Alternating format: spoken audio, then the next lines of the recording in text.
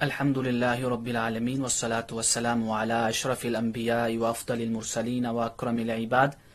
وعلی آلہ وصحبہ ومن تبعہم بإحسان الی یوم الدین وبعد۔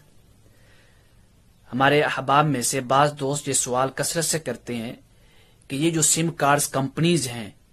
اس میں اکاؤنٹ اوپن کروانے کا کیا حکم ہے، کیا وہ جائز ہے یا ناجائز ہے۔ سم کارڈز کمپنیز میں جو آپ اکاؤنٹ کھلواتے ہیں اس کی ڈیفرنٹ ٹائپز ہیں، مختلف صورتیں ہیں، اس میں سے بعض بال اتفاق جائز ہیں اور بعض میں اختلاف ہے۔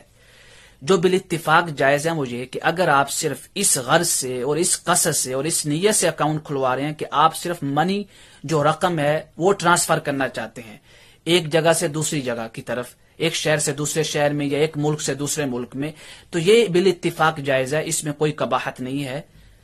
اور جو بینک اس کے اوپر چارجز لیتا ہے وہ اس کی سروس کا عوض ہے، نہ کہ وہ سود ہے، تو لہٰذا یہ سود کے زمرے میں نہیں ہے۔ دوسری صورت یہ ہوتی ہے کہ آپ جو اکاؤنٹ کھلواتے ہیں وہ صرف سیونگ کی وجہ سے،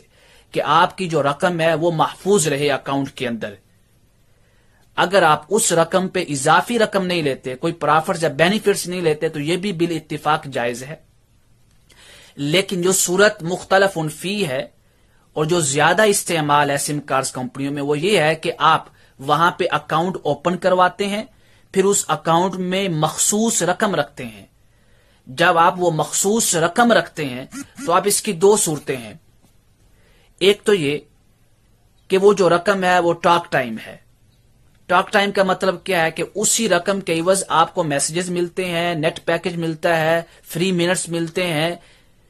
اگر آپ کو اس رقم کے عوض یہ سب کچھ مل رہا ہے اور بعد میں وہ رقم بھی نہیں ملے گی تو یہ بھی بال اتفاق جائز ہے، کیونکہ آپ نے عوض پیش کیا ہے، وہ ہے رقم۔ جو صورت مختلف فی ہے وہ یہ ہے کہ آپ نے مخصوص رقم رکھی،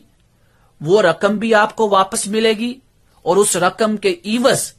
آپ نے بینیفٹس بھی یوز کیے ہیں، چاہے وہ میسجز کی شکل میں ہو، چاہے وہ فری منٹس کی شکل میں ہو، چاہے وہ نیٹ پیکجز کی شکل میں ہو، چاہے وہ ڈپازٹ کی شکل میں ہو۔ سم ٹائم کیا ہوتا ہے کہ وہ آپ کو کچھ منی یا رقم ٹرانسفر کرتے ہیں، آپ وہ رقم جو ہے اپنے کسی دوست کو، فرینڈ کو ایز اے بیلنس بھی دے سکتے ہیں اور آپ اس کو نکلوا بھی سکتے ہیں۔ تو یہ جو صورت ہے یہ معاصر جو فقہاء کرام ہیں ان کے اختلاف ہے ان کے ہاں، جنہوں نے کہا کہ یہ قرض ہے اور قرض کے اوپر بینیفٹس لینا، چاہے وہ رقم کی شکل میں ہو چاہے وہ کسی بھی صورت میں ہو، آپ جو ہے اس میں فیسلٹیٹ کر رہے ہیں آپ کو، تو وہ سود کے زمرے میں آتی ہے۔ لیکن میرے نزدیک یہ جو تقریف فقہی ہے، جو تخریج فقہی ہے، جو قرض کہتے ہیں، یہ قرض نہیں ہے، یہ الودیعہ ہے۔ الودیعہ فقہ میں کہتے ہیں کہ آپ نے کوئی شے یا پیسہ یا کوئی دیگر چیز کسی کے پاس بطور حفاظت رکھتے ہیں، پھر بعد میں آپ اس کو واپس لے لیتے ہیں اس سے، اور جس کے پاس حفاظت کے لیے رکھی ہوتی ہے اس کو آپ کے مطالبہ کے وقت دینی ہوتی ہے۔